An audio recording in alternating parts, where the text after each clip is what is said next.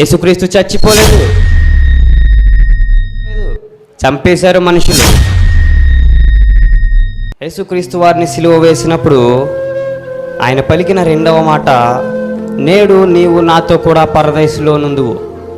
అంటే అది రక్షణకు సంకేతంగా ఉన్నది. ఆ మాట ఏమీ చేయకుండానే, ఏమీ సంపాదించకుండానే రక్షించాడు అన్నాడు యేసుక్రీస్తు వారు. దానిని బట్టి ఆ మాటను ఒకసారి మనం జ్ఞాపకం చేసుకుందాం. ఒక్కసారి చదువుకుందాం. లూకాసు వార్త 23వ అధ్యాయము 39 నుంచి చదువుకుందామండి. యేసుక్రీస్తు వారిని ఆ దినమున కావాలని ఏ తప్పు చేయకుండానే, ఏ నేరము చేయకుండానే, కావాలని ఒక తప్పు మోపి, కావాలనే నేరమును మోపి దేవదూషణ చేస్తున్నాడని ఆనాడు మానవులే మృగాల్లా ప్రవర్తించారు. మానవులైన వారే, మనుషులైన వారే యేసుక్రీస్తు ఎవరో తెలియక, నిజమైన రక్షకుడు ఆ క్రీస్తేనని ఎరుగక ఆయన్ని ఆనాడు అతి దారుణంగా చంపేశారండి.